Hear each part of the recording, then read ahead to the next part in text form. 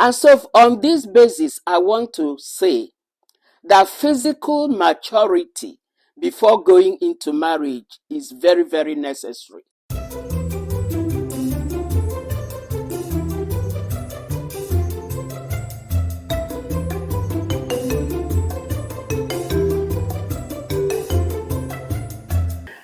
Hello, my beautiful people. Welcome once again to our session, Wise Counsel with Comfort. Thank you for giving me your time, and God will bless you. Today we are going to look into one aspect of maturity we talked about last time, which is physical maturity. Physical maturity. When we talk about that, what does it mean? It means that one is matured chronologically, and there are some certain things that will depict that one is physically matured. By chronological age, I mean calendar year or calendar age or your birthday. That is an aspect of physical maturity. But there are some characteristics of physical maturity which we are going to talk about. And the first aspect of that physical maturity is the fact that the character of the individual determines the choices the person makes and not the person's emotions. The character that you have built over the years will influence the choices you make. If you have built a positive character, if you have been known for behaving wisely, it will influence the choices you make also. But if you have developed a negative character that you are associated with, it will also influence your choice. It's both ways. Now let me give you an example of myself. I was in a place somewhere and it was a cold weather. Somebody just moved past me with his car and later came back and said, "Where are you going?" I told him. He said, "Enter." That I have never done this before, but something said, "Go back and pick that woman." So I followed him. He dropped me where I was going. He asked me where you are from. I told him, and incidentally, two of us from the same place. So I was happy to see my brother.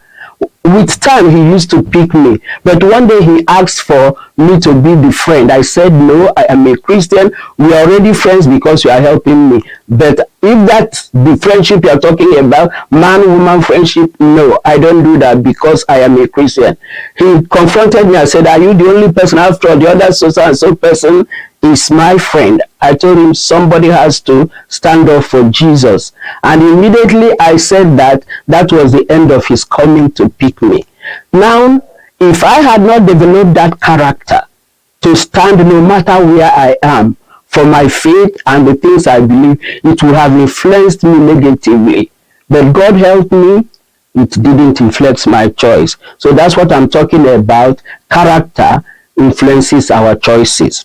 Another aspect that I want to talk about is that a matured person is usually patient with people and with self. Even if he or she makes any mistake, it gives himself benefit of that and continue again. And even with other people, even if you are meeting that person for the first time, you just don't conclude about that person until you have interacted with that person and given the person chance to improve. A matured person does that. A matured person also is usually humble. He places others before himself. I know one doctor that when I was growing up as a Christian, he was in line with all of us. Then I was in my high school, carrying his plate to get his food. We are all looking at him. So humble. He didn't shunt. He didn't say, "Go and get me my food because I am a PhD holder or a doctor." He was in line with all of us. So a Christian or somebody who is physically matured is usually humble. Whatever you are, humility should be something you are known for. Another aspect of physical maturity I will want us to talk about is the person keeps to long-term commitments and promises. If you have promised somebody something, I mean, if you are unable to keep it, common sense dictates that you can let that person know, please, I promised you this thing, but I am unable to keep it because of so and so thing. It doesn't take you anything from picking up your phone or letting the person know, but just taking it for granted. What will the person do? And you just let it be. It means that next time the person might not have confidence in coming to you again. So please, the Bible says that our no should be no and our yes should be yes. If you made a positive or yes commitment to somebody, the Bible expects, if you are matured as a person, to keep to that. That is one. Another area of physical maturity we will look into is ability to listen more and talk less. A physically matured person listens to others. Maybe somebody is coming to feed you with an information, and you know that this information can be detrimental if you carry it along. What will you do? You listen to the person. After that, you say, I want this matter to end up with me. I don't want to carry it and fester into other people. It ends with you. That is the mark of a physically matured person. You always tell yourself, let this matter end with me. And not if the person gives you that information, you carry it on. So please, as a matured person or somebody who is trying to get into marriage, be willing to listen more and talk less. The Bible says we should not be gossiping around. Let the matter end with you, and it will end there. Then another one that we want to look into is how to hold one's self accountable. A physically matured person knows when to hold himself or herself accountable. I am a typical example of this. There was this sister that I love so much. I cherish her so much. And one day she did something I did not like. Then I went to approach her. I told her, you did something like this to me. I didn't like it. What I was expecting from her is, I am sorry. Look at the reason why I did it. No, she started giving me excuses.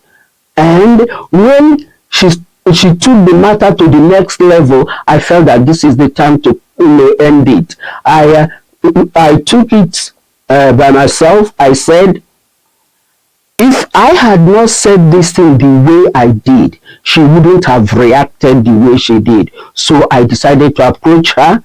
I told her, I am so sorry that this thing is going to this level. Please, can we end it there and not involve others? And as God will have it, we just ended it there.